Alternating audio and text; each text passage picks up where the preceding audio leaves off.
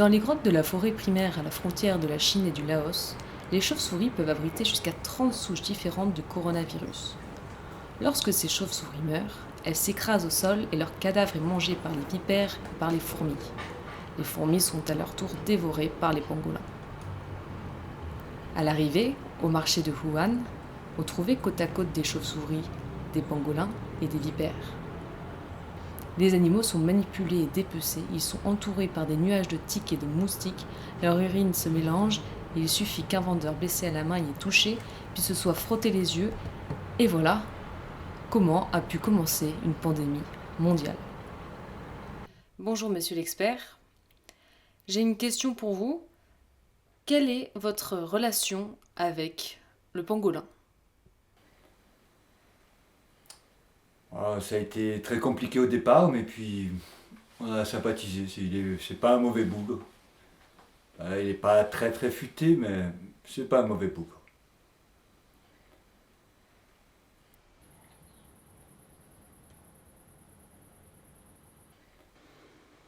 Alors, dites-moi, monsieur l'expert, d'abord, je voudrais savoir, après toutes ces recherches que vous avez passées sur nous, que vous avez menées auprès de notre espèce, je voudrais comprendre, en tout cas savoir, est-ce que vous avez trouvé quelque chose?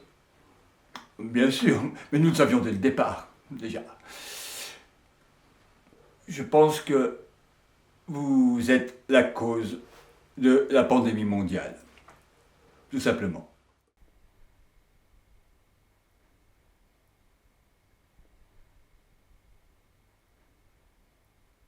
Oh bah, c'est toujours appréciable, après, c'est vrai que on n'en demandait pas tant. On était aussi bien tranquille avant.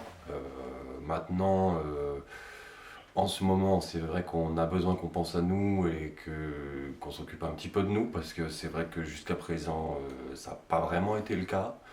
On nous a quand même pas mal tiré les écailles du dos, si vous voyez ce que je veux dire. Euh, donc bon, voilà. Bon, c'est peut-être passé par d'autres facteurs, peut-être que les fourmis que vous mangez, mais l'humain ne mange pas de fourmis, et c'est l'humain en mangeant des pangolins qui ont très clairement répandu cette pandémie. Et vous avez analysé les fourmis pour savoir si ça pouvait venir d'elles ou sinon? Oui, mais l'humain ne mange pas de fourmis, donc Ah bah moi je voudrais déjà juste qu'on arrête de nous toucher, je veux dire, on fait notre petite vie tranquille, laissez-nous faire notre petite vie tranquille quoi. Je sais pas d'où vous tirez que nos écailles vont vous faire bander, ou quoi que ce soit d'autre, mais arrêtez, ça suffit quoi, c'est assez.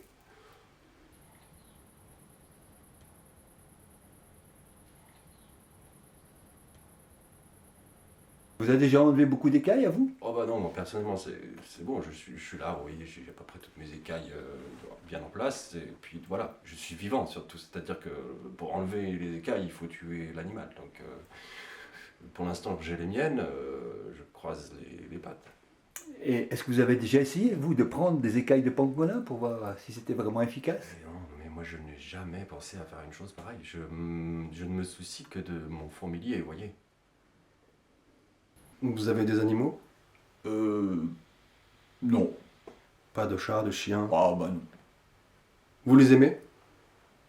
Ah oui, oui, beaucoup. Lesquels? Ah tous. Si vous étiez un animal, ce serait lequel? Oh. Ça ne me plairait pas trop d'être un animal en fait.